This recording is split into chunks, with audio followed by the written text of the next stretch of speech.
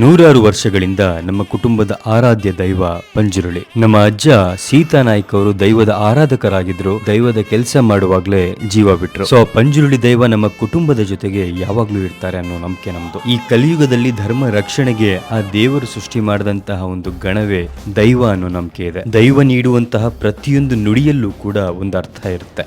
ದೈವದ ಕೋಲ ಅಂದರೆ ಅದು ದೈವಕ್ಕೆ ನಾವು ಮಾಡುವಂತಹ ಒಂದು ಸೇವೆ. ಅದನ್ನು ಯಾವತ್ತೂ ಕೂಡ ಮನರಂಜನೆಯ ರೀತಿ ನೋಡಬಾರ್ದು. ಪಂಜುರುಳಿ ದೈವಕ್ಕೆ ಒಂದು ಬೆಳ್ಳಿಯ ಗಗ್ಗರ ಮಾಡಿಸ್ಕೊಡ್ಬೇಕು ಅನ್ನೋದು ನನ್ನ ಬಾಲ್ಯದ ಕನಸಾಗಿತ್ತು. ಕಳೆದ ವರ್ಷ ಪಂಜುರುಳಿಯ ಕೋಲಕ್ಕೆ ನನ್ನ ಕನಸು ನನಸಾಯಿತು. ಒಬ್ಬ ಸಾಮಾನ್ಯ ಹುಡುಗನಾಗಿದ್ದ ನನ್ನನ್ನ ಒಬ್ಬ ಪರಿಪೂರ್ಣ ವ್ಯಕ್ತಿಯನ್ನಾಗಿ ರೂಪಿಸಿದ್ರು. ನನಗೂ ನನ್ನ ಕುಟುಂಬಕ್ಕೂ ಹಲವಾರು ದುಷ್ಟರನ್ನ ಎದುರಿಸುವಂತ ಶಕ್ತಿಯನ್ನ ಕೊಟ್ಟು ಒಳ್ಳೆ ದಾರಿಯಲ್ಲಿ ನಡೆಸಿದ್ರು. ಆ ದೈವ ಎಲ್ಲರಿಗೂ ಕೂಡ ನುಡಿಯನ್ನ ಕೊಡಲ್ಲ, ಆದರೆ ಆ ನುಡಿಯನ್ನ ಕೊಟ್ಟರೆ ಆ ಮಾತನ್ನ ನಡೆಸ್ತೇ ಬಿಡಲ್ಲ. ದೇವರಿದ್ದಾನ ಇಲ್ವಾ, ಯಾವ ದೇವಸ್ಥಾನವನ್ನ ಯಾರು ನಡೆಸ್ತಿದ್ದಾರೆ ಅನ್ನೋದಕ್ಕಿಂತ ದೇವರ ಮೇಲೆ ನಮಗಿರುವಂತಹ ನಂಬಿಕೆ ಬಹಳ ಮುಖ್ಯ. ನಾನು ಅದೆಷ್ಟೇ ಓದಿದ್ರೂ ಕೂಡ ನಾನು ಯಾವತ್ತೂ ಕೂಡ ನಮ್ಮ ಸಂಸ್ಕೃತಿಯನ್ನ ಪ್ರಶ್ನೆ ಮಾಡೋದಕ್ಕೆ ಹೋಗೋದಿಲ್ಲ.